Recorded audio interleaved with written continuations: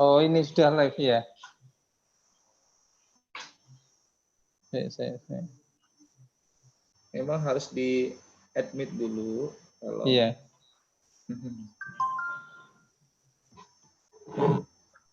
Pak Nur di koperasi posisi? Ya di kantor ini Ustaz, di SPBU. SPBU ya? Iya, di SPBU. Lancar Pak perkembangan SPBU di sana? Alhamdulillah ini lancar. Cuma ya saat pandemi ini masih ada penurunan ya. Ya.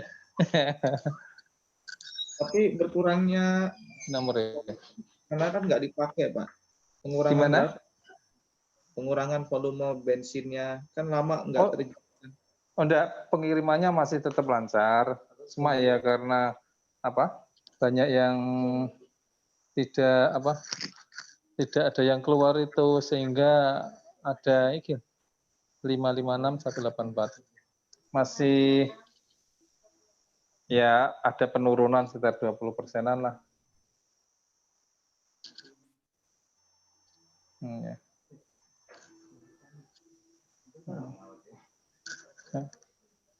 Coba lagi.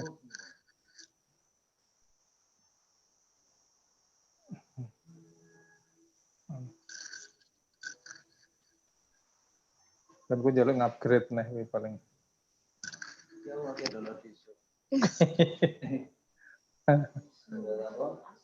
Ya ada penurunan sekitar 20%-an lah. 556 184. 6184. 84. Ya.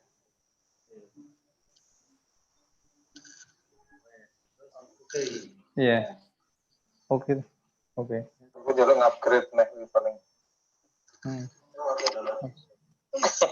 Lo kok metu ngene nih?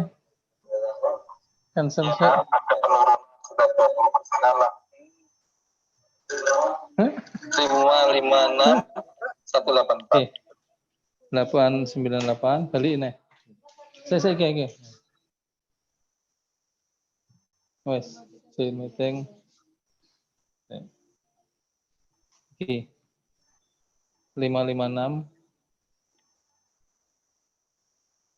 556 184.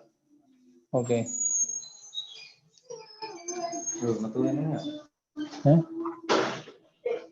Ini register. Oh, njaluk register sih belum. Nganggo laptop ya? Nggak bisa. Langsung ikut Pak, nanti saya ini. Benmu kena? Iya.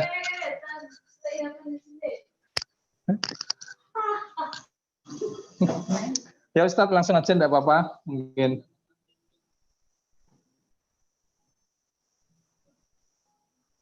Mbak, volumenya sing ndi, Mbak? Sudah kah? Ndi. Oh, wes. Di kantor Pak, bareng-bareng sama teman-teman. Iya, ini bareng-bareng ini. Buka Pak ininya biar teman-teman dengar. Duh. Enggak terjawabnya deh. Iya. Iya, ini download aplikasi Sama jawab. Tak teleponin bukan. Halo. Ya, ini sudah saya. Ya ini. Berikutnya Pak. Iya. Ini. Oh. Ya. Ya, dah, oke. Tuh. Volume tak polno. Bisa terdengar, Ustaz? Terdengar Pak, kedengaran. Sebentar nunggu satu lagi yang baru gabung nih. Ya. Ini sambil nunggu yang lain. Nah, sambil nunggu yang lain kita bisa bincang-bincang kecil lah Pak, nggak apa-apa. Aku tak benar nang untuk flash storage bisa kita nih. Di sana nggak ada wifi ya Pak ya?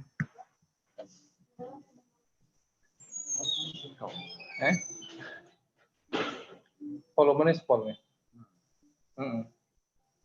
Ini kayak kelemuni tuh suaranya.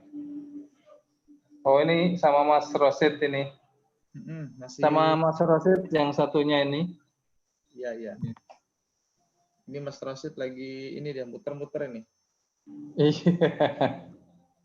Harus saya undang Mas Ahmad yang dia di GKB yang dia ini juga ada. Iya, cuma saya kemarin error ini. Karena kita belum upgrade sih Pak. Iya. Tes. Kita live itu dulu.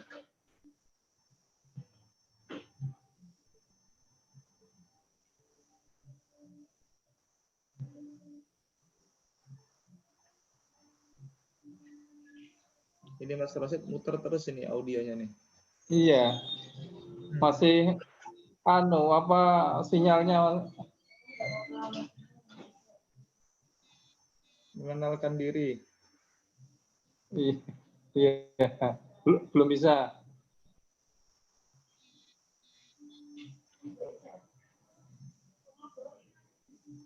Iya toh.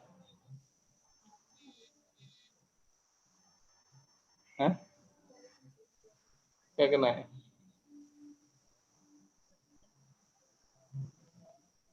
Live dulu.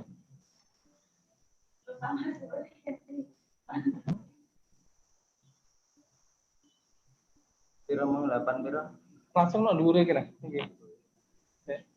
Meeting. Hilang.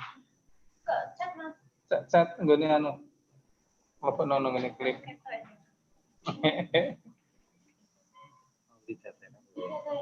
Metu langsung gak apa, metu. Sudah kelihatan ya? Bisa Ustaz. Sebentar lagi Mas. Udin Ahmad. Oh, ini Mas Rosid sudah bisa masuk. Mbak Fitria masuk. Ya. Singgonku sing gak iso anu iki. Singgonku sing gak iso kuwi. Coba. Sudah keluar suaranya, Mas. Oh, dari satunya ya. Nah, ini Mbak Fitria sudah masuk.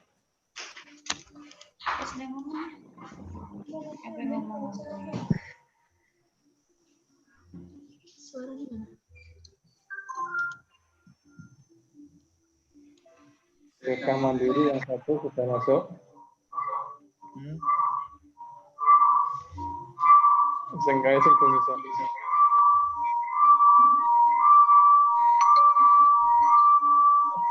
Banter men.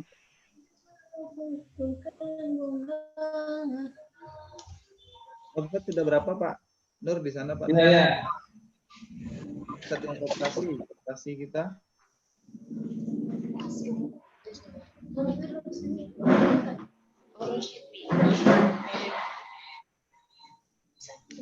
Kan sing loro no.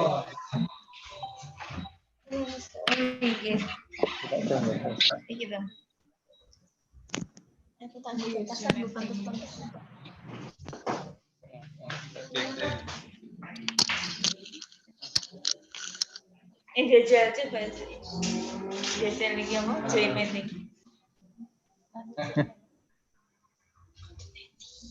Iya kalau gue Baik. Hey.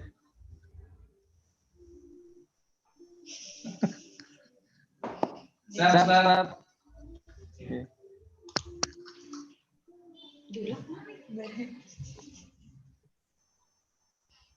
Oh, balik ngene. Lho. Udah, wes. Dimulai ya Pak ya? Bisa Pak, monggo. Kita mulai aja sambil jalan, nanti sambil discuss biar lebih banyak. Ya, siap. Mulai dulu ya. Ya. Perkenalan sama Pak Nur ya, dengan tim-tim di sana ya. Lihat Ya. sepintas koperasi kita di sana ya. Oke, saya mulai dulu. Assalamualaikum warahmatullahi wabarakatuh. Waalaikumsalam warahmatullahi wabarakatuh. Alhamdulillah, wassalatu wassalamu ala rasulillah, amma ba'd. Kita bersyukur bisa meluangkan waktu untuk meningkatkan kualitas dakwah kita di bidang ekonomi. Saya berdoa dan mudah-mudahan kita bagian dari orang-orang yang dinilai terlibat dalam dakwah di bidang ekonomi ini, karena jujur sampai sekarang kita belum punya ekonomi yang mampu menyentuh masyarakat secara langsung ya.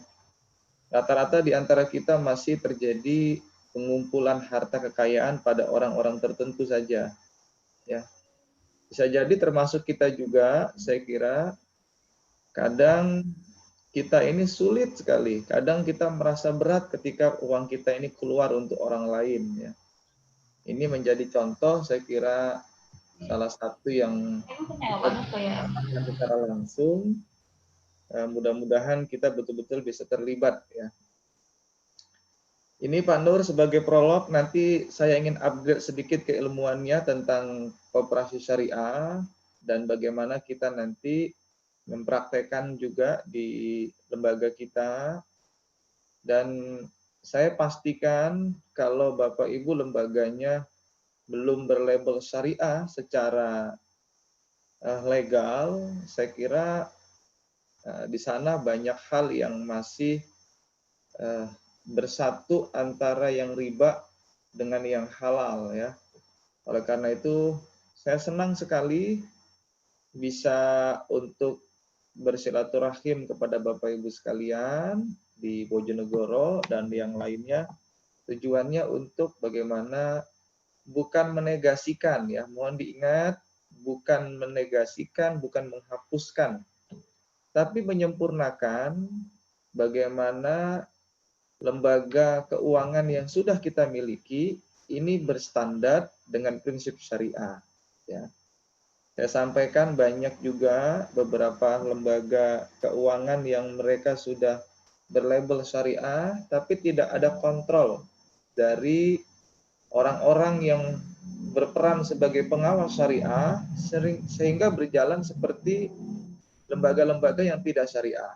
Nah, karena itulah nanti coba kita akan lihat kira-kira yang paling dekat di Bojonegoro itu alumni-alumni pelatihan pengawas syariah itu siapa. Saya kira dulu pernah saya undang dari Bojonegoro untuk pelatihan gratis Dewan Pengawas Syariah waktu itu ya. Saya tidak tahu, nanti coba saya cari, nanti paling tidak mereka ada di sana, di belakangnya saya backup, ada saya. Sehingga betul-betul nanti lembaga kita bisa dipertanggungjawabkan. Ya. Nah, kenapa ini saya betul-betul ingin semua ini berjalan dengan prinsip? Karena bagian dari dakwah. Ya. Bagian dari dakwah, itulah yang memanggil kita. Ya. Bukan karena yang lain. Oke, saya kira ini prolognya, nanti sedikit Pak Nur mungkin menyampaikan bagaimana sepintas koperasi di sana, ya, agar kita sedikit tahu perjalanannya sejauh mana, kemudian ada hal apa yang saya kira perlu yang menjadi hal penting ya untuk kita upgrade dari pertemuan ini. Saya persilakan dulu, silakan Pak Nur, kenalan bagi yang lain juga. Terima kasih Ustaz Dian. Ini yang sudah masuk dengan saya ini adalah Bendahara Mas Bahrudin. Kemudian yang pakai jilbab merah ini pengawasnya Mbak Sri Winarse. Kemudian yang satunya Mbak Fitria, ini sekretaris. Oke. Kemudian yang satunya itu Mas Rosid. Mas Rosid ini kebetulan juga tapak suci saat juga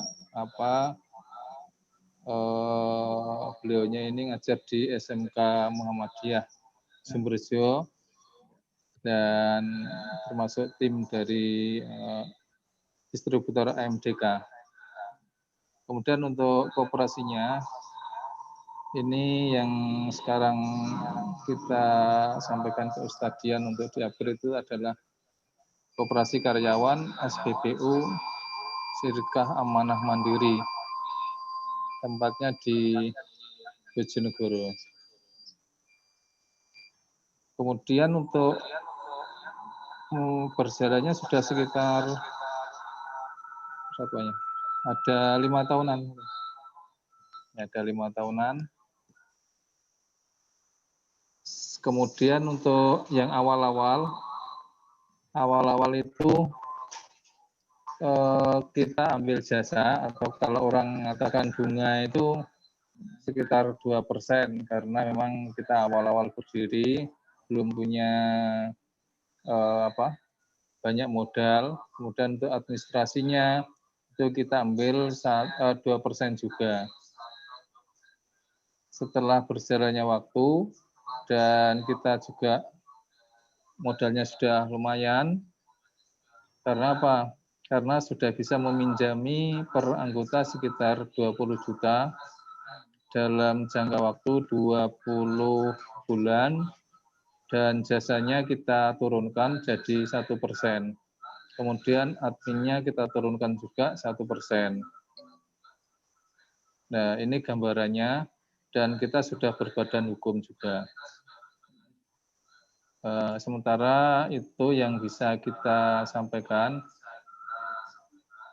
di antara jasa simpan pinjamnya, yang kita tangani simpan pinjam itu ada, kita juga ngelola kantin yang ada di SPBU ini. Ya, mudah-mudahan nanti juga bisa berkembang kantinnya. Sementara untuk yang sembako untuk anggota kita belum ini. Rencananya juga kita ke depan juga punya sembako seperti itu. Tapi kita masih fokuskan ke simpan pinjamnya dulu. Nah, karena sekarang ini kita itu maunya ingin betul-betul syar'i, Ustaz. Ini kami mohon bimbingannya sehingga nanti koperasi kita ini benar-benar syar'i, tidak ada ribanya dan lain sebagainya, sehingga kita nanti di sananya bisa mempertanggungjawabkan sesuai dengan apa yang kita yakini dan kita punya ilmunya.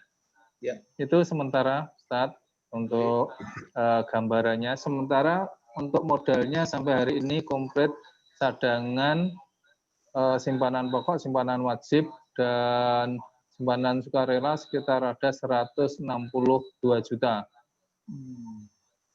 Simpanan pokoknya kita 500.000, kemudian simpanan wajibnya 50.000.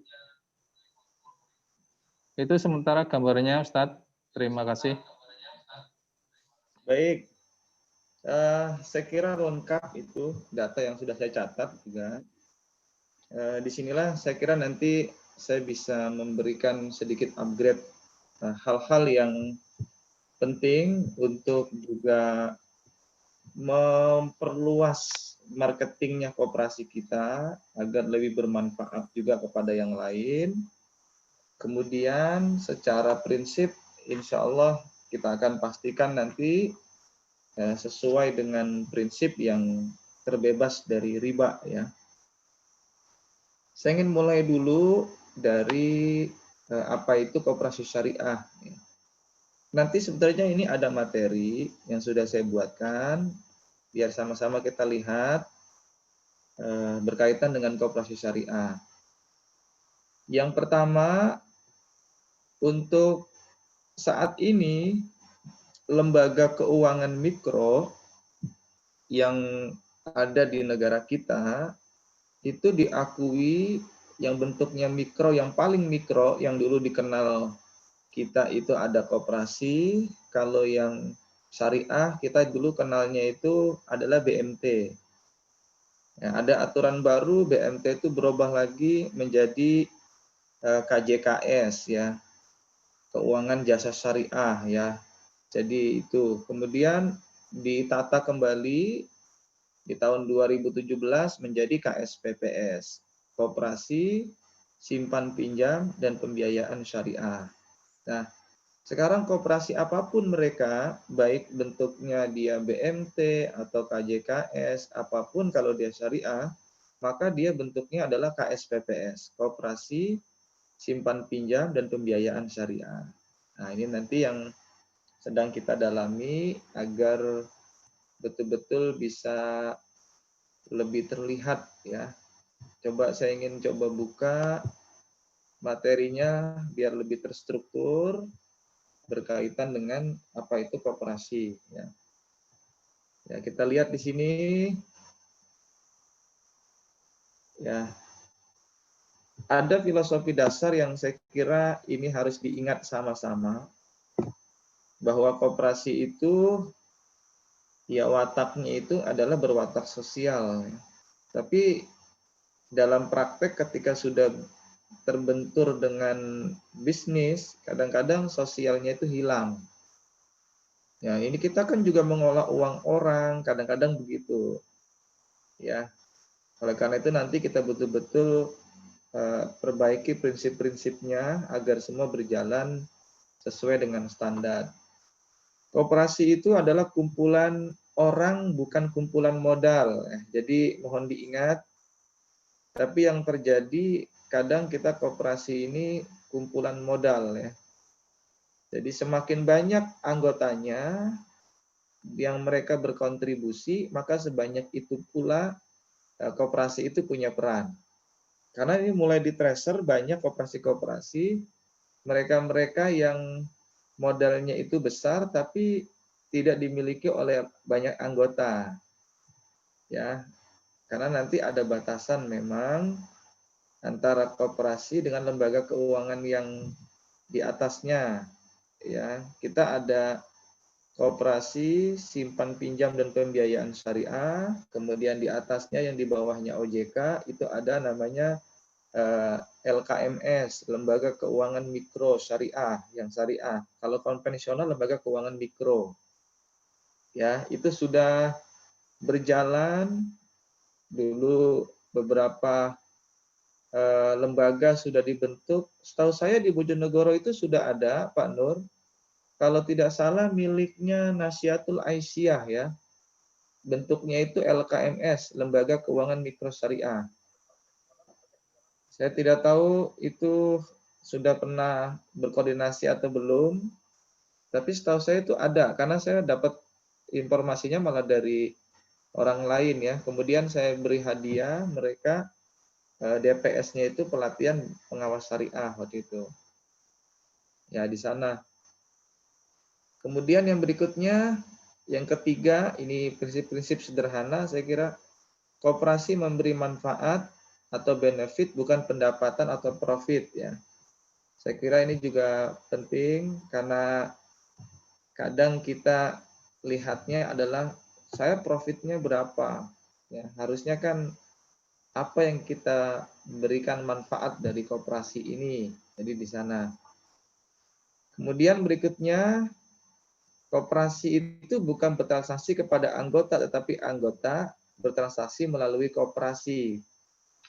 Ya, kadang-kadang kita lepas kontrol ya untuk meningkatkan pendapatan koperasi, anggota tidak butuh pembiayaan pun dipaksa meminjam pembiayaan ya. Akhirnya kadang-kadang macet juga itu. Nah, nanti kita akan sesuaikan dengan prinsip ya. Bagaimana kita mengelola koperasi ini agar berjalan sehingga betul-betul bisa normal ya. Ini karakteristiknya, saya kira nanti materi ini saya kirim saja ke Pak Nur, bisa dikirim ke teman-teman juga. Ini secara umum, saya kira ini juga secara umum, tapi mohon nanti dibaca betul ya, karena saya lihat banyak juga pengurus koperasi secara ilmu sesungguhnya mereka tidak tahu ya, hanya jalan saja. Tugasnya ini, tapi tidak memahami ilmu-ilmunya. Akhirnya kadang terpecah ya. Ini sebaran-sebarannya jumlahnya, tapi saya kira tidak usah. Ini untuk mengetahui jumlahnya. Nah, disinilah yang ingin saya bedakan. Perbedaan di antara koperasi yang konvensional, ini bahasa kita ya, kemudian dengan koperasi yang syariah.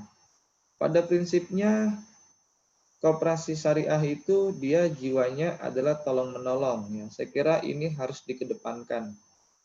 Karena kalau sudah terbentur di dalam praktek, kadang di antara kita ini betul-betul sudah tidak mampu lagi. Gimana? Mereka sudah nggak bisa bayar kok, masa harus diberi lagi pembiayaan? Ya. Sementara mereka kadang punya kebutuhan. Ya disinilah nanti peran-perannya yang kita ingin coba sampaikan kepada Pak Nur dan tim, agar koperasi ini betul-betul membuka akses keuangan yang dibutuhkan oleh masyarakat, ya, bukan dilihat dari profitnya. Kalau mereka menguntungkan kita beri pembiayaan, kalau nggak menguntungkan nggak kita beri pembiayaan, ya. Padahal semua itu harus berbasis kebutuhan, ya. Siapa yang membutuhkan maka kita berikan mereka. Ya nanti kita lihat bagaimana cara mengelolanya. Ini juga prinsip-prinsip secara umum. Saya kira semua sama-sama juga mengetahui, ya. Nah, secara praktek, nah disinilah nanti yang bisa kita pilah lagi. Kalau kita syariah, itu prinsipnya adalah pembiayaan dan bagi hasil yang itu langsung pada sektor real. Ya, bukan lagi mengkreditkan atau membungakan uang. Ini mohon diingat bedanya. Contoh misalnya kalau saya ketemu dengan nasabah, saya pinjam uang Ustadz misalnya. Kita sudah nggak lagi menggunakan bahasa pinjam, tapi saya butuh pembiayaan. Ya, bedanya di situ. Pembiayaan untuk apa misalnya? Saya ingin beli barang, maka muncul pembiayaan yang namanya murabahah. Jadi begitu. Bukan dikasih uang, jadi uang itu kita wakalahkan kepada mereka untuk pembiayaan membeli barang, karena kita tidak mungkin langsung untuk membelikan barangnya, ya. Kemudian kita juga tidak bisa langsung untuk ya uangnya kita pegang kemudian kita store kepada penjualnya, kita bisa wakalahkan itu. Baik, ini uang saya wakalahkan untuk pembiayaan membeli barang, nanti bisa dibayar dengan bertahap ya atau dicicil misalnya. Bisa berbeda lagi kalau mereka pembiayaan untuk apa? Saya untuk usaha Ustadz pembiayaannya. Oke, kalau gitu nanti kita ada namanya pembiayaan mudorobah untuk pembiayaan usaha produktif. Nah, pembiayaan mudorobah itu cara menghitung bagi hasilnya itu bukan dilihat dari pokok pembiayaan yang kita berikan, tapi dari realisasi keuntungan yang mereka dapat. Nah, ini kan sangat membantu. Karena itu nanti Mas Nur, Pak Nur dan lainnya, kita di koperasi itu betul-betul punya amanah. Siapapun anggota yang tidak punya kemampuan untuk mengelola uangnya, mereka bisa simpan sukarela di koperasi yang akan kita berikan kepada mereka yang punya kemampuan untuk mengelola uang itu. Nah, disinilah nanti yang menjadi prinsip secara individu perlu kita ketahui. Banyak orang yang tidak paham, saya sedang menimbun uang atau tidak nih sekarang ini. Nah, gitu. Siapapun yang menabung, kemudian mereka betul-betul uangnya tidak bisa mengakses bagi orang lain diakses, baik dalam bentuk infak, sedekah, wakaf, zakat, apalagi hibah, itu mereka sama seperti penimbun uang. Ya, karena itulah pembiayaan yang kita berikan kepada mereka karena kita tidak punya kemampuan, agar kita tidak tergolong kepada penimbunan, maka uang itu bisa kita simpan kepada lembaga yang syariah sehingga uang itu dikelola oleh mereka dengan kita mendapatkan yang namanya bagi hasil ya atau Bisa juga mendapat fee atau bonus kalau itu nanti menggunakan akad yang lain. Ya, di sini saya kira menjadi hal yang sangat penting untuk diketahui oleh kita. Beberapa hal bahwa pembiayaan itu di syariah berdasarkan adalah kebutuhan, ya. Penggunaan uang itu di sektor real. Ya, admin itu. Ya, kemudian contoh Di palingan uangnya. Di tambungan. ya, kemudian contoh misalnya pembiayaan yang lain, misalnya pembiayaan untuk apa? Ustaz, saya untuk biaya anak saya sekolah. Nah, itu nanti beda lagi muncul produknya. Namanya ijaroh multijasa atau pembiayaan multijasa. Ya, kita boleh mendapatkan fee atau ujroh dari pembiayaan itu. Jadi, Masya Allah, kita betul-betul kalau mengerti apa itu lembaga keuangan syariah, baik dalam bentuk mikro apapun, betul-betul dapat membantu dan memberikan akses keuangan kepada masyarakat kita. Nah, ini perlu diketahui ya, kenapa rentenir itu masih banyak, mengapa kadang-kadang masyarakat itu juga akhirnya ya sudahlah, saya pembiayaan lagi kepada mereka yang riba, karena kita tidak pernah membuka akses keuangan kepada mereka secara terbuka. Ya ini, oleh karena itu, mari sama-sama kita bergerak. Kalau secara pribadi mungkin bilangannya kecil ya. Saya sudah contohkan ketika mereka betul-betul tidak dapat lembaga keuangan yang lain, ya sudah saya biayai sendiri. Ya, saya buat aja kwitansi kontrak ya pembiayaan misalnya murabahah. Pihak pertama saya, pihak kedua mereka yang menerima pembiayaan. Ya dibayar berapa kali, udah gitu aja. Karena mereka tidak mampu, jangan diminta untung. Kita beri aja pokok 1 juta kembali 1 juta. Sudah cukup. Siapa yang melihat kita? Allah Subhanahu wa Ta'ala. Nah, disinilah contoh-contoh real yang sangat dibutuhkan bagaimana kita ini berperan terdepan untuk membuka akses agar mereka ini nggak terjebak dalam kesulitan hidup, yaitu kena riba. Ya, mudah-mudahan nanti saya akan betul-betul serius, nanti Pak Nur di sana, kita bisa jadikan model betul agar koperasi kita di Bojonegoro itu menjadi pilot project bagi koperasi syariah yang lain ya. Karena saya bisa cek nanti ya koperasi-koperasi yang mereka sudah menyebut syariah ya. Hampir setiap tahun saya diminta Dinas Koperasi juga membina beberapa koperasi syariah se-Jawa Timur. Ya kalau saya tanya memang sebagian mereka dari pengurus saja belum mengerti secara serius apa itu koperasi syariah atau lembaga keuangan syariah ya. Nah, inilah yang menjadi penting bagi kita. Ada lagi misalnya pembiayaan mereka, bisa nggak Ustadz saya pembiayaan uang untuk misalnya ya motornya saya sewa tapi kemudian nanti jadi milik saya motor itu misalnya. Ya bisa, dia digunakan namanya IMBT. Nah, kepanjangan dari Ijaro Muntahiyah Bitamlik. Jadi sewa yang di akhir masa sewa itu terjadi perpindahan kepemilikan. Itu bisa, jadi sangat memudahkan masyarakat. Ya disitulah mengapa kita harus betul-betul mengupgrade ilmu kita, sehingga lembaga yang sudah terbentuk ini itu betul-betul dimanfaatkan untuk masyarakat secara langsung. Ya, di sini ya mudah-mudahan nanti kita semakin mendapat barokah Allah ya, secara langsung. Itu contoh sektor real ya Pak Nur. Jadi kalau kita konvensional ya udah pinjam uang aja. Dari 20 juta berapa lamanya misalnya 20 bulan bunganya tadi 1%, berarti dia dapat kalau 20 bulan itu 20%. Nah kan kasihan itu. 20% dari pokok lagi. Belum ditambah admin lagi. Admin dari mana itu? Apakah betul administrasi itu penggunaannya betul-betul 1% dari pokok itu betul-betul dipakai sepenuhnya untuk kebutuhan administrasi? Kan bohong juga kita. Ya, disinilah mengapa kalau nanti kita sudah syariah, itu sudah nggak lagi menggunakan administrasi. Semua kita ambil kalau ada mereka kebutuhan pembelian barang, kira-kira berapa margin yang dibutuhkan oleh kita sehingga kita dapat keuntungan. Caranya begitu. Jadi include, misalnya saya ada orang pembiayaan 1 juta untuk membeli barang, misalnya HP.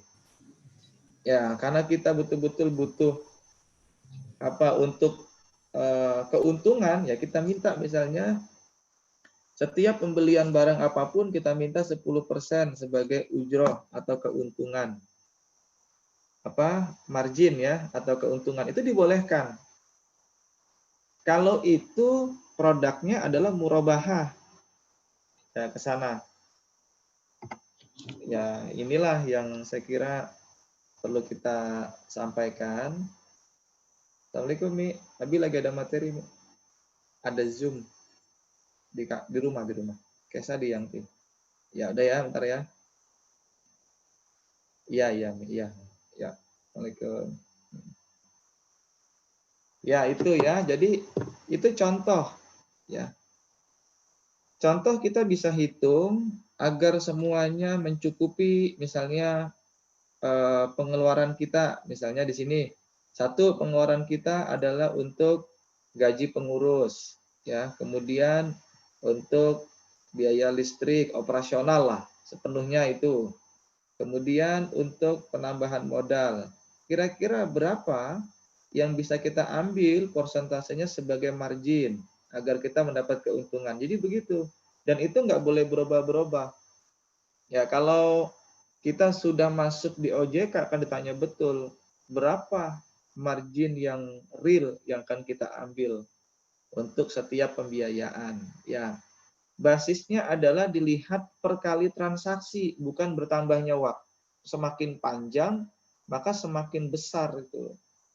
Ya, jadi inilah yang membedakan antara nanti yang syariah dengan yang konvensional. Ya, sangat jauh perbedaannya. Oleh karena itu butuh merancang formula yang paling tepat sehingga kita ini satu mendapat keuntungan, yang kedua sesuai dengan prinsip syariah.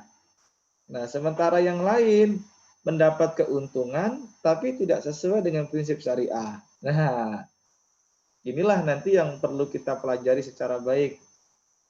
Ya. Bahkan kalau nanti sudah kita masuk di simpanan saja, simpanan pokok bagi anggota kita, misalnya simpanan wajib, kita bisa gunakan misalnya simpanan pokok dalam bentuk mudhorobah. Nah, gitu. Simpanan pokok dalam bentuk mudhorobah itu adalah simpanan yang uangnya ketika ditabung itu bisa kita putar untuk pembiayaan kepada anggota. Ya, hati-hati di sini, kita harus betul-betul punya produk yang jelas. Nah, ada juga di antara mereka di koperasi misalnya simpanannya produknya dia wadiah. Ya, untuk apa? Agar mendapat keuntungan yang lebih bagi lembaga. Karena kalau wadiah kan basisnya dia fee atau bonus ya. Ya, oleh karena itu ada dua macam nanti, ada wadiah iyadul amanah yang mereka itu simpan uang di kita tidak boleh mengelola uang itu, tetapi uang itu kita simpan seperti safety box, dan yang menyimpan itu mereka membayar kepada kita, sama seperti sewa. Modelnya begitu. Bukan kita berikan dia fee. Oleh karena itu biasanya dipilih wadiah iyadud domana. Jadi simpanan yang dananya itu boleh kita kelola sehingga mereka berhak mendapat fee dari kita karena uangnya kita gunakan. Nah, lebih mudah nanti gunakan saja simpanan, produknya adalah mudhorobah ya. Karena kita nanti akan beri bagi hasil dari SHU, itu kan bagi hasil sebenarnya SHU itu. Ya, secara jelas di sana. Nah, disitulah yang menjadi nanti pembeda ketika kita kalau sudah betul-betul berjalan sesuai dengan prinsip syariah, itu bukan ribet, bukan banyak produk, tapi menstandarkan Nah, transaksi-transaksi yang selama itu tidak jelas. Ya, itu di sana. Itulah ciri bedanya yang paling real antara syariah dengan konvensional. Coba saya percepat lagi nanti. Ini beberapa hal yang membedakan. Jadi kalau kita konvensional itu tahunya hanya bunga. Ya, kalau kita di syariah, kita ada bagi hasil, ada margin, ada fee, ada bonus. Ya, bagi hasil itu produknya mudorobah, yang kedua musyarakah. Ya, kalau margin itu produknya dia murabahah, ya. Kalau fee ya atau ujroh itu produknya dia ijaroh. Ya, seperti tadi kalau misalnya Pak Nur ada sewa ruko misalnya, itu bisa gunakan modelnya adalah ijaroh, sewa tempat ya. Nah, kalau ijaroh, sewa tempat, kita boleh menentukan lamanya waktu, ya lebih bertambah juga keuntungannya.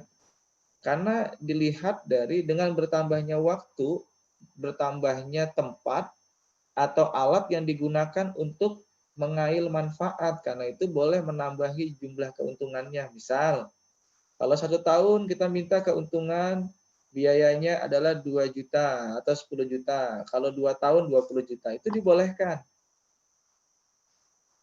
Ya, itu dibolehkan. Ya, karena ada kalau ijarah itu boleh bertambah dengan bertambahnya waktu. Tapi kalau mudorobah dengan margin atau murabah itu nggak boleh. Nah, di situ yang harus menjadi pengingat kita. Misalnya, ada orang butuh pembiayaan uang untuk pembelian motor. Dia mampu bayarnya 5 tahun. Nah, kita kasih. Pokoknya kalau 5 tahun itu dia 40%.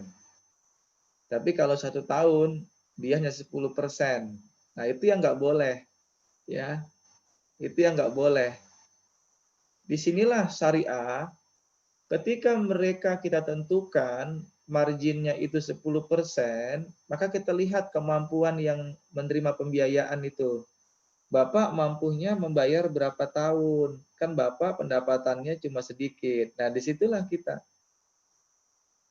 manfaatnya yang bisa kita bedakan antara syariah dan tidak syariah.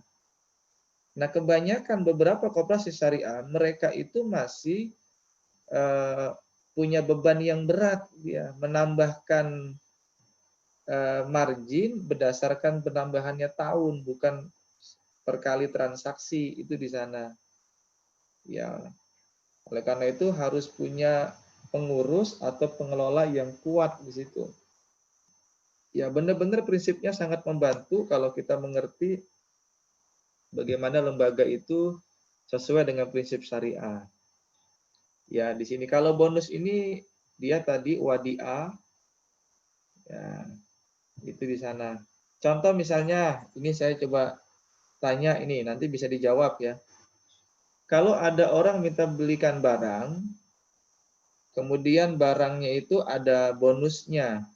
Kira-kira bonusnya milik siapa? Milik nasabah atau milik kita selaku pengurus? Gimana Pak Nur yang selama ini terjadi? Kalau menurut syariah ya itu milik nasabah karena dia yang beli. Ya, itu betul. Tapi dalam praktek kadang itu menjadi milik lembaga. Ya, malah kadang juga ada anggota pengurus tiba-tiba dia di WA, alhamdulillah saya dapat motor dari bank ini. Lah itu uang siapa? Siapa yang punya lembaga kok bisa dia tiba-tiba dapat motor bonus dari bank itu? Nah, di sini yang nggak boleh. Oleh karena itu semua harus kembali kepada prinsip.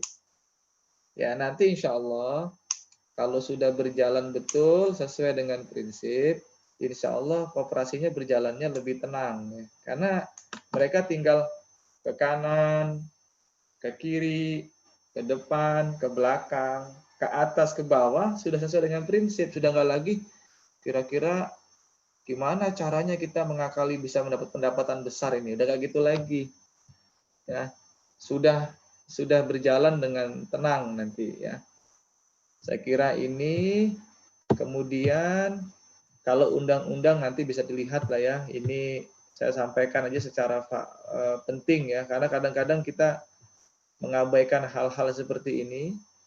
Untuk yang sekarang semua koperasi syariah itu namanya KSPPS ya, Koperasi Simpan Pinjam dan Pembiayaan Syariah. Ya, ini yang nomor 1 ini. Ya, bisa juga mereka yang konvensional, kemudian mereka ingin mendirikan unit syariah ya, USPPS namanya, Unit Simpan Pinjam dan Pembiayaan Syariah. Ini contoh seperti koperasi mana ini yang unit ya? Mungkin saya belum tahu kalau di sini ya. Kalau tidak salah di koperasi syariah di petrokimia, dia punya unit usaha yang syariah. Ya. Karena kalau dia mau koperasi syariah, dia badan hukumnya harus terpisah. Ya, tidak boleh satu. Kalau di bank misalnya kita ada bank yang mereka ingin mendirikan bank syariah, dia punya unit usaha syariah misalnya. Ya, atau UUS istilahnya. Kalau di koperasi namanya dia USPPS ya. Unit Simpan Pinjam dan Pembiayaan Syariah. Ini strukturnya nanti harus ada Dewan Pengawas Syariah. Saya tidak tahu kalau di GKB Pak Ahmad DPS-nya siapa ya kita Ahmad? Yang di GKB. Pengawasnya Mas Dian. Waduh, serius nih. Nanti kita turun gunung ya. Kalau ini kita turun gunung, kita standarkan lagi nanti. Ya. Ya, nggak apa-apa. Yang jelas, memang kalau kita sudah berlabel syariah itu jalannya nanti enak kok untuk penataannya. Ya, kalau di Bojonegoro karena belum syariah, belum punya pengawas syariah, adanya pengawas saja. Ya, nanti harus diadakan. Oleh karena itu nanti Pak Nur di Bojonegoro harus menemukan siapa ulama kita yang mereka akan diangkat menjadi pengawas syariah, dan syaratnya harus punya sertifikat ya. Sertifikat pelatihan pengawas syariah. Ya, insya Allah nanti kalau sudah nggak COVID lah ya, nanti Mas Ahmad saya undang lah untuk pelatihan itu ya. Siap. Juga harus ikut ya. Pelatihannya Ya. cuma 4 hari nih. Berapa hari? 4 hari. Oke, nggih. Nah, nanti Untuk menambah wawasan. biar lebih standar. Ya. Dan memang nanti ada kelulusannya juga, nggak apa-apa. Yang penting kita ikut saja. Ilmunya punya standar lah. Ya, kalau belajar insya Allah lulus kok. Ya. Saya dulu pernah undang Mas Abidin loh, sudah lulus dia. Mas Abidin di Gresik ya. Oke, itu strukturnya nanti bedanya hanya penambahan kita di samping ada pengawas, nanti ada pengawas syariah. Jadi nanti Pak Nur di Bojonegoro tinggal menambah saja struktur pengawas syariah. Minimal dia 2 orang ya. Minimal 2 orang. Jadi di samping ada pengawas umum, kemudian ada pengawas syariah. Nah, pengawas syariah itu minimal 2 orang. Dia di sana. Itu kemudian prinsip-prinsip lagi saya sampaikan. Ini kalau pembentukan saya kira tidak usah karena kita sudah terbentuk ya. Ini kalau yang baru-baru sebenarnya kita membentuk koperasi itu sederhana sekali. 20 orang itu sudah bisa sebenarnya. Ya tinggal modalnya nanti dilihat dari wilayah. Kalau daerah berapa, kalau provinsi berapa, kalau antar provinsi berapa. Ya, sebenarnya mudah sekali. Ini persyarat pendiriannya saya kira sudah berdiri, tidak usah. Tinggal nanti kalau kita mau merubah, misalnya nanti Pak Nur mau merubah kita menjadi syariah, ya hanya merubah nanti badan hukumnya, kemudian penambahan struktur pengawas syariahnya, tentu nanti harus rapat anggota, ya, karena wajib pengawas betul-betul mensyaratkan untuk perubahan kelembagaan itu harus betul-betul disetujui oleh anggota. Jadi bukan karena sepihak ya. Dengan aturan nanti bagaimana aturan keanggotaan kita rapat di sana. Ini kemudian kalau dari segi modelnya, ya intinya pokoknya hampir sama. Saya kira kalau kita syariah, ya kita basisnya tinggal ya ada pengelolaan, ada penyaluran, tapi ini lebih umum sekali. Nanti saya bagi lagi lebih enak. Ini kalau yang dia syariah, jadi tinggal mereka berubah saja. Yang tadinya simpanan berjangka berubah menjadi simpanan wadiah atau simpanan mudharabah. Ya, mudharabah itu berjangka kalau kita simpanan wajib atau simpanan pokok ya, itu kan dia nggak boleh diambil ya.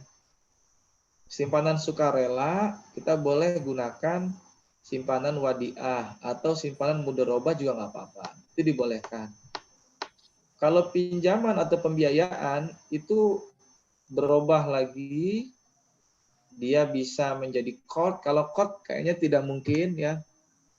Ya kecuali memang nanti pengurus betul-betul punya kemampuan lebih, ada anggota yang mereka tidak mampu mengajukan pembiayaan pokok, ya kembalinya pokoknya juga ya. Itu kalau ada luar biasa. Ya. Atau kita juga bisa gunakan namanya subsidi silang ya. Contoh kalau saya di kampus saya bilang begini Mas Ahmad.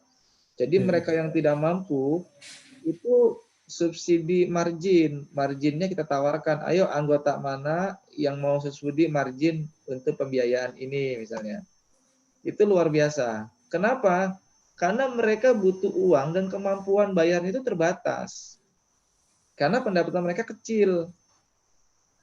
Nah, itu di sana. Ya, atau kita beri jangka waktu yang lebih luas sehingga mereka punya mampu bayar misalnya. Itu di sana.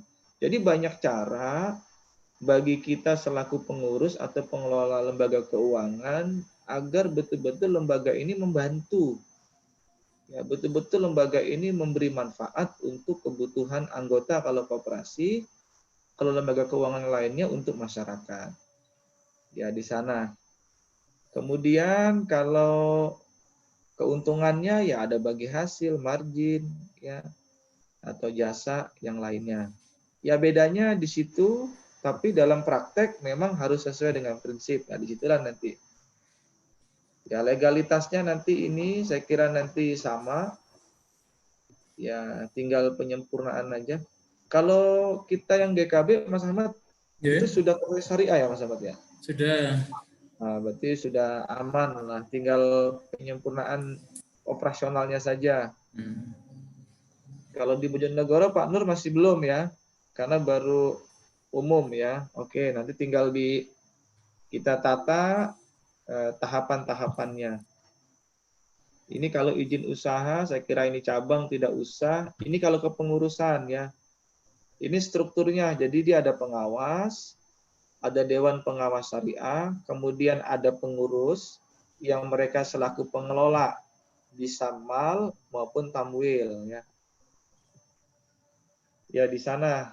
Jadi struktur ini. Oleh karena itu pertanyaannya sekarang, bolehkah pengelola itu mendapatkan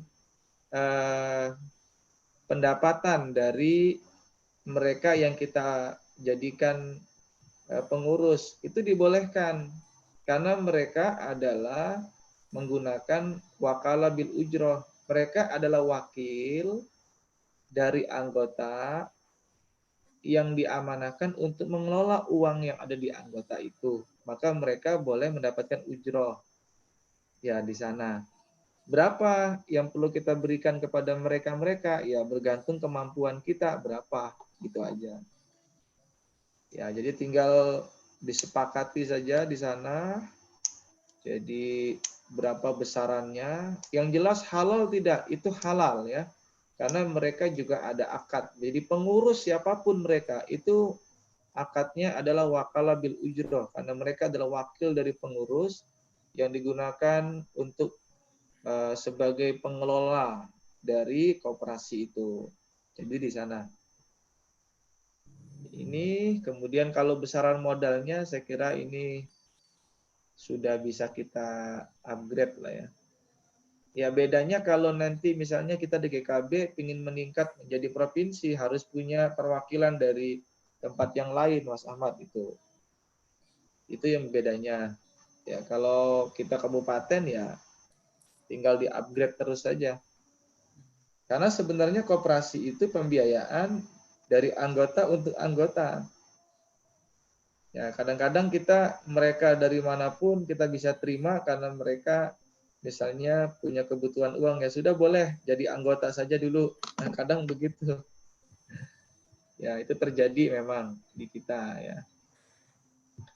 Oke, saya kira ini beberapa hal yang bisa kita coba dalami. Ini bedanya kalau kita tadi antara Baitul Mal wa Tamwil.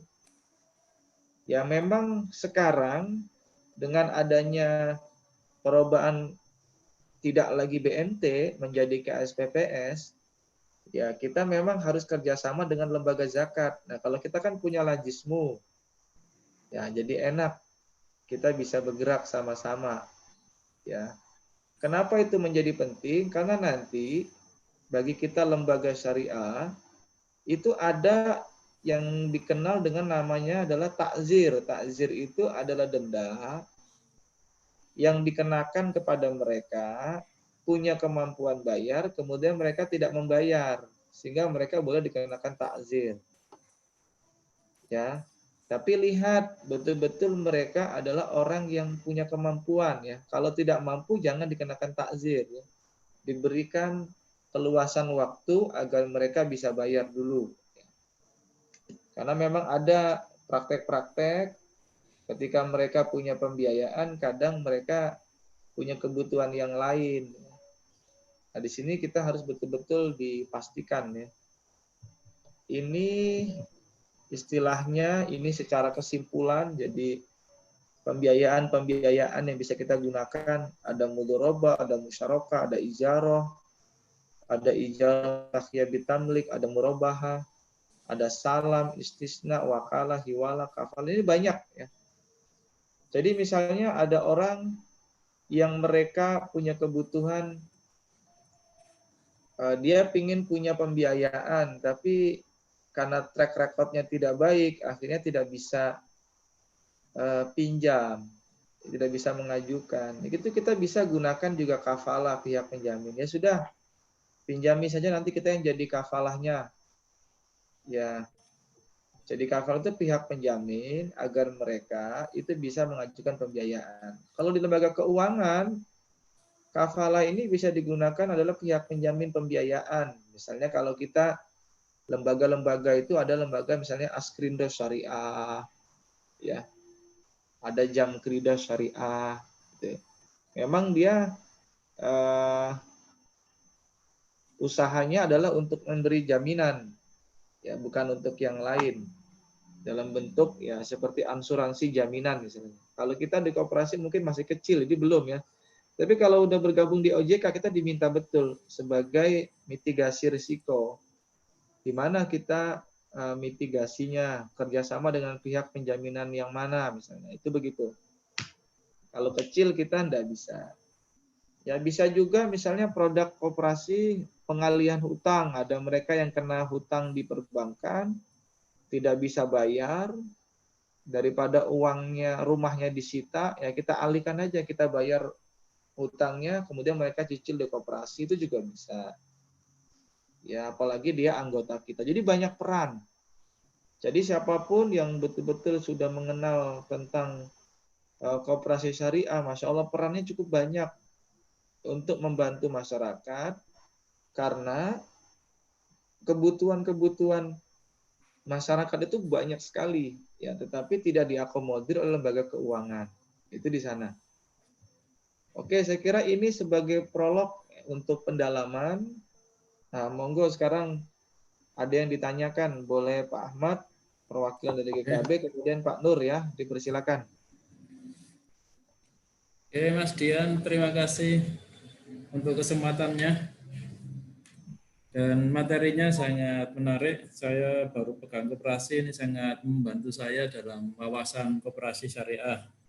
Dari ini sudah menangani 2 tahun Sedangkan koperasi ini koperasi buruh dan karyawan sudah 7 tahun berdiri. Jadi ini periode yang kedua. Untuk beberapa hal yang ingin saya tanyakan terkait dengan ini kan ada kalau susunan pengurus sudah sama. Jadi ada pengurus, ada pengawas dan ada dewan syariah.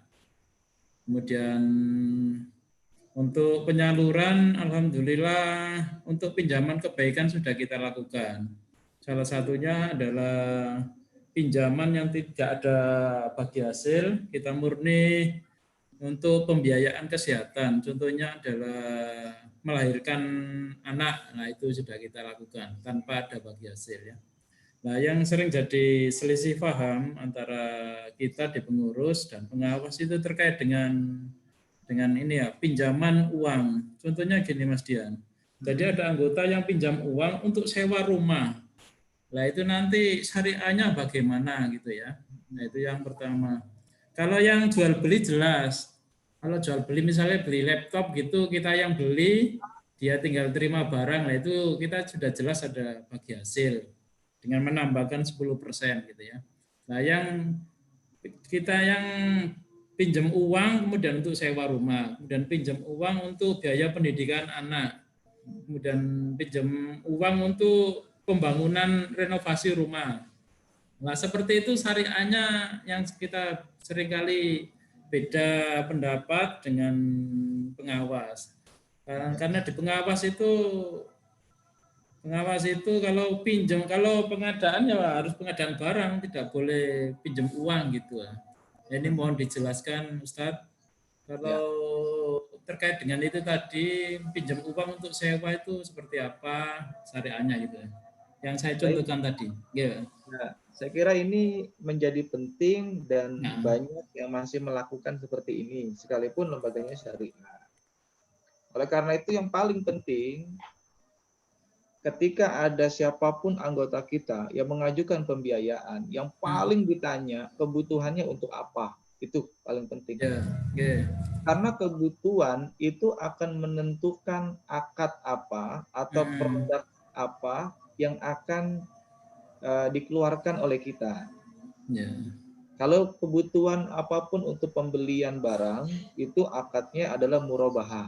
Ya, jelas. Yang dapat keuntungan namanya margin. Kalau kebutuhan untuk usaha produktif, maka keluarkan aja produknya adalah mudharabah.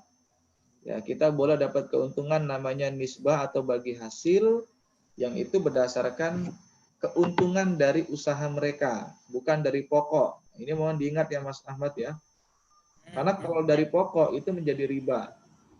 Nah, itu harus hati-hati di sini. Karena kalau kita tidak sesuai dengan prinsip, itu kena riba lagi. Makanya pengawas syariah menjadi penting di dalamnya. Itu di sana. Kalau mereka pinjam uang untuk pembiayaan sewa, misalnya, dia mau sewa apa, kita mau gunakan apa, apakah uang itu bisa disewa? Itu nggak bisa. Ya kan nggak bisa uang untuk disewa itu.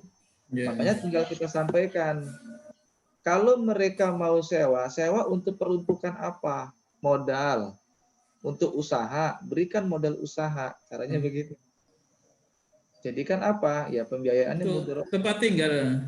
Nah, kalau tempat tinggal, kita sampaikan saja. Misalnya mereka pinjam uang untuk kan beli rumah tuh Mas Ahmad sebenarnya kan. Oh gitu. Ya, nah, uang itu kan dia pinjam uang pokoknya. Ya, kita sampaikan saja. Karena dalam bentuk ini kan dia anggap aja untuk tambahan pokok untuk pembiayaan mereka beli rumah tadi itu. Ya, memang ini terus terang menjadi problem kalau kita sudah mereka bayar cicil rumah, kemudian bayar juga cicil koperasi. Nah kan begitu. Apakah nggak memberatkan mereka? Oleh karena itu sebenarnya kalau kita mampu, Mas Ahmad, kita ambil alih pembiayaan itu, kemudian mereka kita bisa murabahkan dengan dia. Kalau modalnya besar ya. Kalau kita modalnya nggak besar dan memang tidak mampu, jangan dipaksakan produk itu, karena kita bisa menjadi riba nanti. Oh gitu ya? Iya. Hmm. Ya, caranya begitu. Nah, kalau memang betul-betul mereka betul-betul punya kebutuhan yang kita tolong menolong, ya kita sampaikan. Ini ada kita produk untuk namanya penggunaan yang lain, misalnya untuk apa? Untuk tambahan usaha. Kan ada itu misalnya produk untuk modal usaha, kan begitu ya. Kita anggap saja dia rumah itu kan untuk kebutuhan konsumtif dia sebenarnya rumah, kan dipakai. Ya kita murabahakan saja, nggak apa-apa. Oh gitu ya. Kan barangnya jelas rumah, jadi bank memberikan pembiayaan berapa, kita berapa, kan begitu kan Mas Ahmad? Kan jelas-jelas murabahah, rumahnya yang dijadikan objek. Yang di sana butuh pembiayaan sekian dengan kita sekian, itu kan sama. Ya, tapi jangan dijumlahkan dikumulatif, harga rumah dari sana sama sini jadikan satu ya, jadi benar. Jadi tadi itu. Nah, prinsip tolong menolongnya harus dibantu, tapi saya lebih menyarankan berikan saja dia pembiayaan murabahah saja. Karena tujuannya untuk membeli rumah tadi itu dengan cicil. Ya, kalau memang dipaksakan harus itu Mas Ahmad ya, karena memang saya kira anggota kita kayak guru-guru butuh sekali itu rumah ya. Ya untuk sewa rumah selama setahun, 2 tahun untuk tempat tinggal gitu. Ya, kalau mereka misalnya kan untuk sewa rumah karena mereka mungkin kontrak lah istilahnya begitu Ya Mas Ahmad. kontrak. Untuk kontrak ya.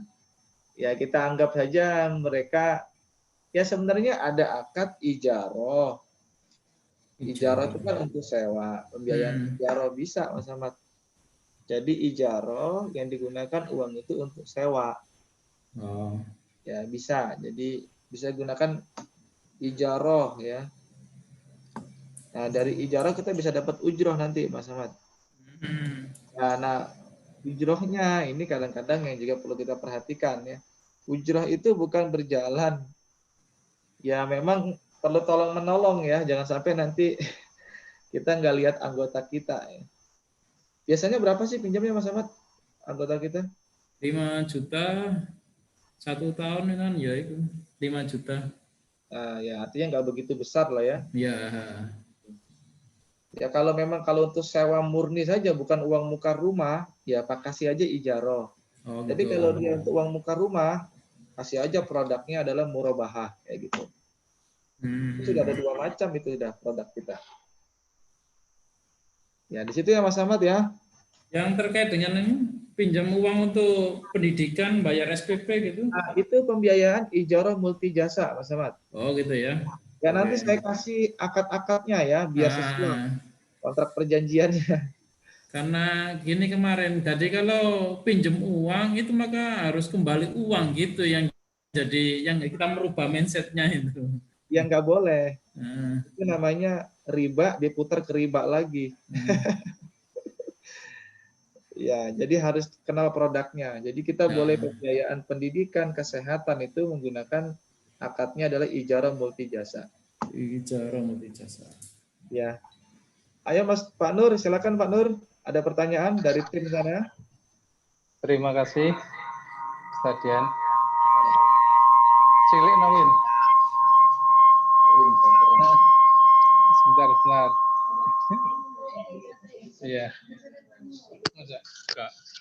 Ya, sebentar.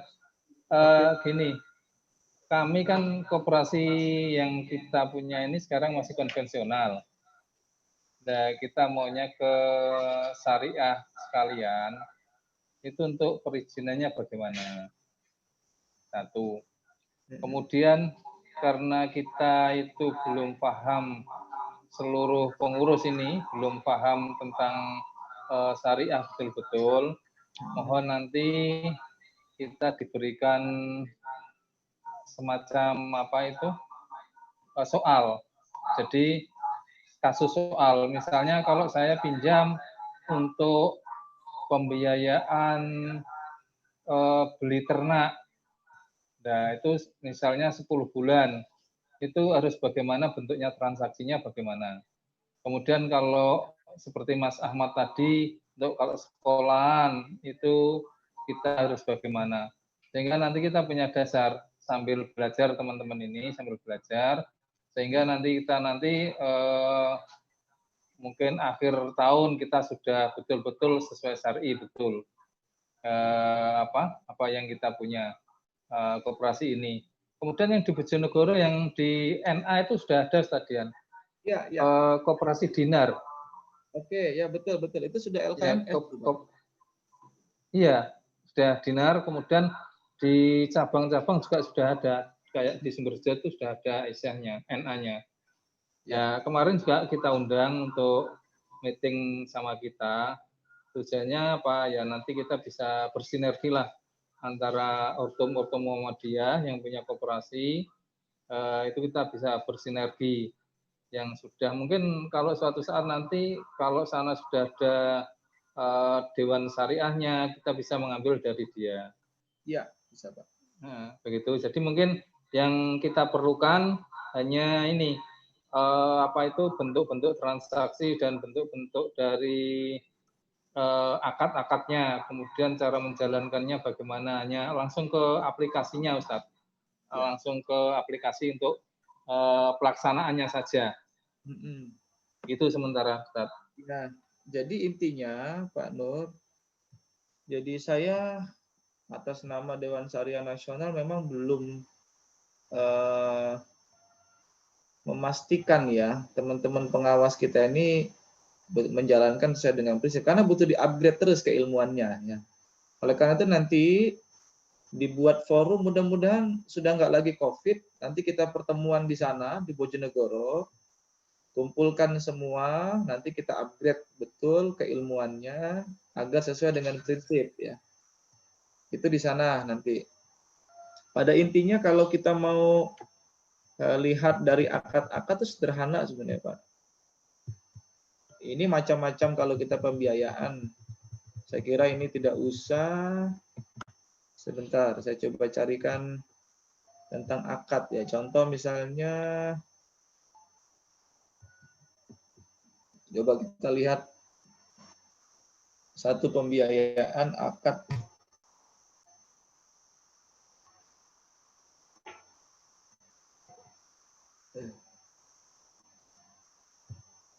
Misalnya di sini,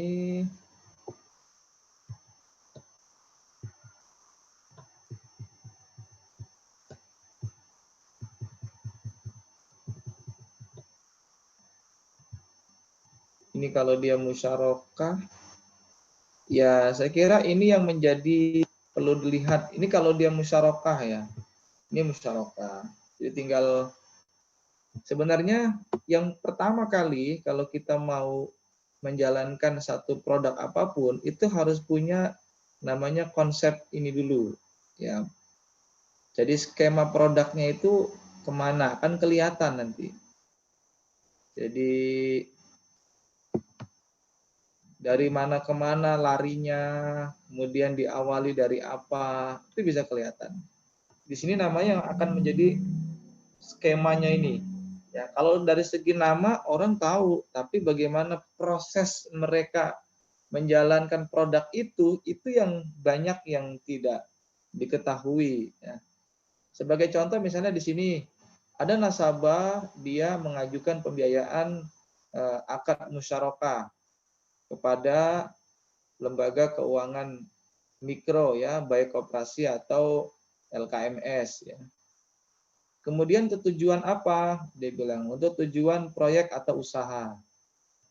Usaha apa? Maka dipilah-pilah nasabah itu modalnya 25%, kekurangannya adalah kita 75%. Nah, cirinya kalau dia musyarakah itu saling mendanai ya. Bukan hanya lembaga keuangan full, tapi juga nasabah. Nah, ketika terjadi kesepakatan, maka kita punya kesepakatan berapa nisbahnya. Yang perlu dicatat, nisbah itu atau bagi hasil dari laba atau keuntungan itu bisa berdasarkan kesepakatan, yang kedua bisa berdasarkan penyertaan modal atau proporsional. Jadi boleh dua. Tinggal nanti kita sesuai dengan kesepakatan aja. Kita mau milih yang mana, bisa penyertaan modal atau yang kedua berdasarkan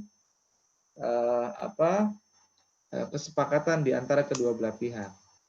Kemudian yang perlu dicatat dari akad seperti ini itu adalah bagi hasil berdasarkan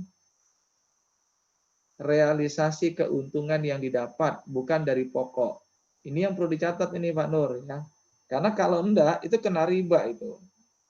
Ya, banyak di antara kita yang sudah koperasinya syariah itu berdasarkan pokok.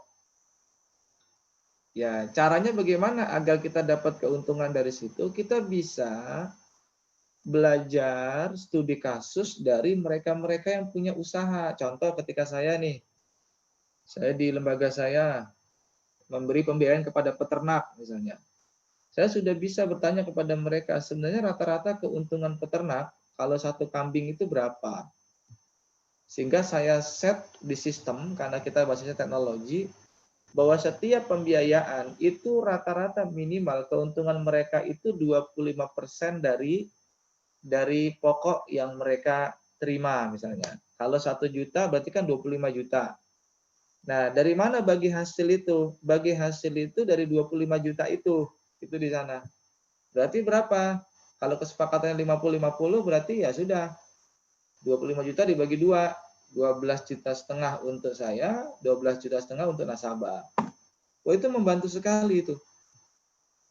Nah, itu di sana contoh prakteknya. Jadi nanti di setiap produk dia punya ciri-ciri, ya punya ketentuan-ketentuan yang tidak banyak diketahui oleh mereka-mereka yang pengurus di lembaga keuangan syariah. Ya. Nah, nanti kalau kita ada pertemuan lagi langsung, saya ingin nanti lembaga presentasi ya. Saya ingin tahu nanti di mana yang masih terjebaknya ya. Jujur saya sudah mengevaluasi yang Pak Mauludin yang di Gresik, yang BMT Nurul Jannah, itu sudah mulai luar biasa mereka mau menata ya. Kenapa? Karena rata-rata pengurus itu bingung. Katanya syariah tapi kita kadang ini masih belum sesuai dengan prinsip syariah. Ya pengennya halal tapi ada riba, tambah bingung.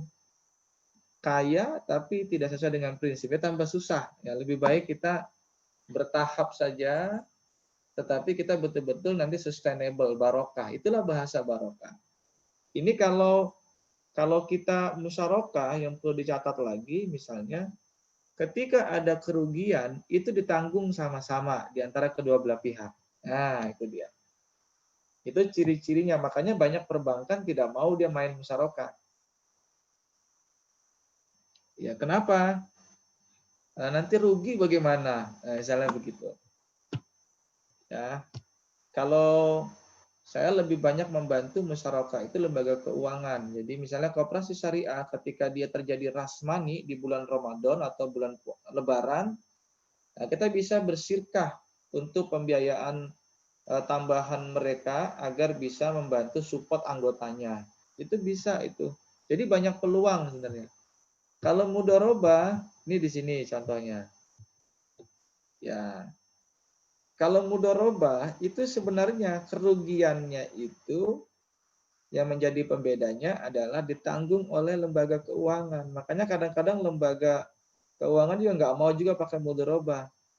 Padahal kita bisa gunakan klausul di akad nanti ketika misalnya kerugian itu disebabkan karena kelalaian nasabah, maka kerugian ditanggung oleh nasabah. Itu bisa diklausul. Jadi semua bisa diselesaikan secara baik. Oleh karena itu, bagi pengurus mereka harus mengerti betul bagaimana skema berjalannya akad-akad ini sesuai dengan prinsip syariah. Ini di sini. Ya insya Allah nanti kalau bisa kooperasinya nanti semua punya produk-produk ya. Ada hiwala itu pengalian hutang. Kalau di kooperasi kita tidak pernah sulit ya, karena nggak perlu izin OJK. Kalau lembaga keuangan seperti bank, seperti saya ini, itu harus izin OJK dulu kalau mendirikan produk baru. Kalau di kooperasi kita enggak. Kita bisa mengupgrade ya. Jadi di sana. Artinya peluang kita untuk memberi kesempatan besar dan memberi manfaat kepada anggota itu luar biasa peluang kita. dan peluang juga bagi anggota koperasi atau koperasi meningkatkan hasil usahanya semakin besar. Itu di sana. Ya. Mudoroba ini juga sama, dia modelnya harus betul-betul dilihat realisasi keuntungannya yang didapat. Jadi di sana. Ya, ini untuk sedikit contoh tadi yang ditanyakan oleh Pak Nur ya, untuk pelengkap di Bojonegoro ya. Ini baru 2 produk nih kita, belum bicara produk yang lain. Silakan yang lain Pak Nur. Ya, terima kasih Ustaz Dian. Ilmunya. Insya Allah nanti kita juga akan berbenah sedikit demi sedikit. Dan nanti kita mungkin akan minta materi-materi bisa lewat WA. Ya. Sehingga nanti bisa kita terapkan sedikit-sedikit di sini sehingga nanti sampai akhir tahun kita sudah bisa full di syariah. Karena yang kita inginkan, yang diinginkan teman-teman itu keberkahannya tadi. Karena selama ini, alhamdulillah, dari pinjaman-pinjaman itu sama, mereka ada yang untuk sekolahan, ada yang untuk membangun rumah. Terutama saya berharap dari pinjaman itu harus ke usaha mandiri itu loh. Misalnya mau buat kue atau mau jual pertokoan di rumah, itu yang kita harapkan. Atau mungkin ternak, ini yang sesuai kemampuannya masing-masing, Ustaz. Jadi cuma kita hanya berpindah akad, kemudian ya memang kelihatannya cilik berpindah akad saja, tapi insya Allah nanti keberkahannya lebih banyak kepada kita, dan kita berharap dengan masing-masing anggota atau pengurus itu paham, nanti mereka misalnya seperti Mas Bahrudin ini rumahnya Sugiwara sana, beliau bisa mendirikan koperasi syariah di sana dengan pengalaman ilmu yang sudah kita dapat, sehingga bisa berkembang nanti yang selama ini kita lihat rentenir itu kok begitu mudahnya teman-teman itu meminjam. Ya karena ada kemudahan seperti kita sampaikan tadi, mereka membiayai, kemudian memperhatikan kebutuhan teman-teman yang membutuhkan dana. Sedangkan kita kan kadang-kadang yaitu tadi, orangnya nanti untung atau tidak, amanah atau tidak, kita masih berpikir ke sana, sehingga ini peluang bagi para rentenir itu untuk masuk meminjami, dan dengan saya kira bunganya lebih tinggi sekali, bisa sampai 1 bulan itu ada 5-7%. Ini saya kasihan sekali. Mudah-mudahan nanti kita di-upgrade terus ilmunya teman-teman, sehingga nanti seperti saya nanti juga bisa nyampaikan ke teman-teman yang ada di Sumberjo. Kemarin sudah pernah kita itu buat koperasi, ya masih skalanya kecil, tapi ya kita ambilkan prinsip seperti itu. Saman mau pembiayaan kepada kita untuk apa, Mas? Beli TV. TV-nya kita kearahkan ke teman kita yang menjual televisi. Kemudian harganya berapa, kita minta, kita ambil keuntungan sekian. Sanggup, bersedia, kemudian berapa bulan kita angsur. Nah, karena ada sebagian pengurus yang kurang paham. Karena dianalogkan, saya nak jual tempe, saya ikis badi untuk sakmene. Padahal koperasi, kalau menurut kita, itu kan biaya lembaga keuangan itu keuntungannya kan tidak bisa dihitung 1-2 bulan, atau katakan sampai 3 tahun. Mungkin tahun berikutnya baru kita, kalau memang itu keuntungan, kalau dinilai dengan keuntungan baru kita bisa untung lah. Kalau kita jualan langsung kan kita tidak ada sosialnya tadi, menolong teman-teman kita yang kekurangan. Karena saya lihat banyak sekali teman-teman kita itu di bank konvensional ada, kemudian di koperasi juga ada, koperasi konvensional di luaran, kemudian di pinjaman-pinjaman orang per orang itu juga ada. Dan saya lihat kalau mohon maaf ini kalau di BRI itu beberapa hari yang lalu itu berapa aset dari saudara-saudara kita yang dilelang. Itu sungguh sangat mengerikan. Kalau saya lihat itu saya satu banner penuh dilelang. Nah ini kan sangat kasihan sekali. Tetangga saya juga ada malah itu sampai disita. Padahal kalau dihitung asetnya dengan pinjamannya itu 10 kali lipat.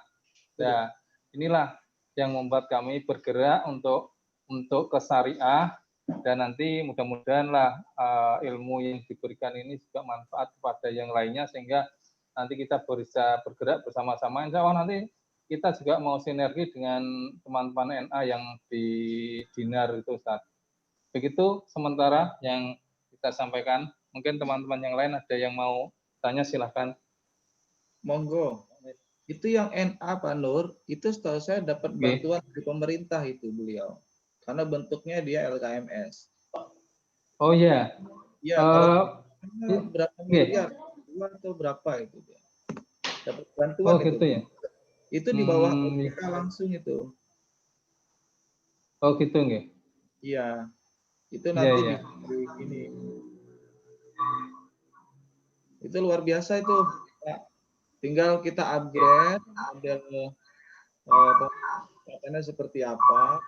Nanti kita bermanfaat di Bojonegoro. Intinya ke sana. Pokoknya saya berharap betul ya Muhammadiyah ini leading terdepan ya untuk kepentingan umat. Karena sampai sekarang saya lihat kita Muhammadiyah tidak punya respon langsung juga untuk kebutuhan masyarakat. Nah itu kan urusan kamu bukan saya. Waduh berat Pak kita Pak. Ya mulai dari yang kecil-kecil lah ya kita. Dari yang kecil-kecil sehingga betul-betul kita bisa mengupgrade lagi dakwah kita. Karena memang ekonomi ini saya kira memang terasa berat sekali. Tapi insya Allah kalau kita niatnya baik, kemudian betul-betul terorganisir, dalamnya ada dakwah, saya yakin kita mudah kok ya. Saya sendiri sudah memulai itu mudah sekali, ternyata jalannya itu mendirikan fintech ya. Ya belum, masya Allah, sekalipun tekanan di sana ternyata Allah mudahkan itu Pak. Ya jadi ke sana. Yang penting ada orang yang tangguh, ada orang yang niatnya kuat untuk dakwah. Monggo yang lain bisa disampaikan barangkali.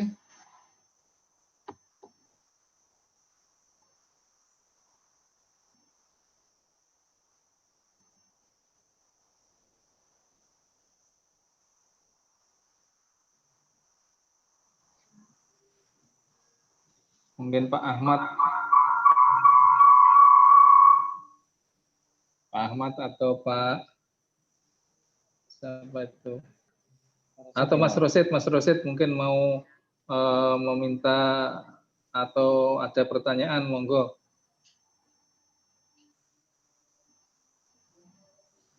Mas Rosid, monggo kalau mau ada pertanyaan. Oh iya kemarin Ustadz. Halo. Iya Pak, monggo Pak. Oke, kemarin saya juga mendengarkan dengan Majelis Ekonomi PWM itu, Ustaz. Ternyata ada kemarin dari Suli 5, kemudian dari SIHA, kemudian dari FIMAS dan Airmu, AMDK milik Muhammadiyah, ternyata masih belum bersinergi itu. Jadi masih jalan sendiri-sendiri. Dan beliau-beliaunya juga punya keinginan. Kemudian ada yang ada yang produksi telur dari Pacitan atau dari mana itu. Nah ini ternyata sama, keinginannya untuk bersinergi. Mungkin ini hanya perlu satu pemicu saja, sehingga nanti dari fintech-nya atau dari kooperasinya, dari produk-produk yang ada. Sampai kemarin sempat transaksi yang Ponorogo itu minta jagung dari Tuban. Nah, ini memang kalau kemarin dibuatkan BRIS grup bisnis Muhammadiyah ini cocok sekali. Mudah-mudahan nanti yang ada 1 sampai 2 grup itu bisa mengawali lah dari nanti kita kita bersinergi. Jadi kita berharap itu begini Ustaz. produk satu kabupaten itu bisa disalurkan, dipasarkan di kabupaten-kabupaten lain, sehingga nanti ada jaringan. Nah ini nanti kalau Ustadz pas ada meeting dengan BWM di majelis bisa disampaikan, sehingga kalau di Surabaya kan ada DMO apa itu, tapi suaranya kan belum terdengar sampai ke yang lain. Kalau mungkin saya sudah dengar beberapa tahun yang lalu pas almarhum Pak Najib itu, tapi untuk yang di kabupaten-kabupaten lain kan tidak ada gaungnya itu. Mereka belum mendengar, mereka belum paham. Sehingga yaitu tadi, kayak koperasi seperti ini kalau kita gabung jadi satu, insya Allah nanti kan harapan dakwah ekonominya lebih tinggi. Begitu sementara Ustadz. Ya Pak. Ya terima kasih Bapak. Saya kira cuma memang kalau di wilayah saya memang aktifnya di majelis tarjih, sehingga kadang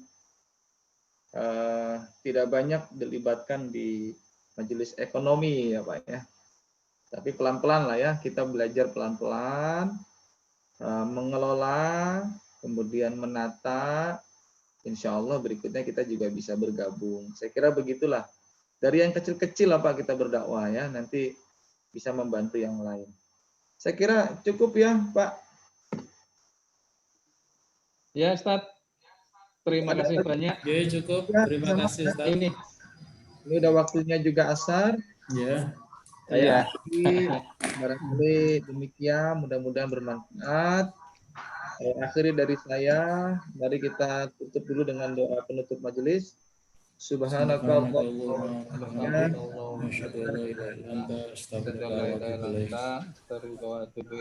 saya akhiri. Terima kasih. Assalamualaikum warahmatullahi wabarakatuh.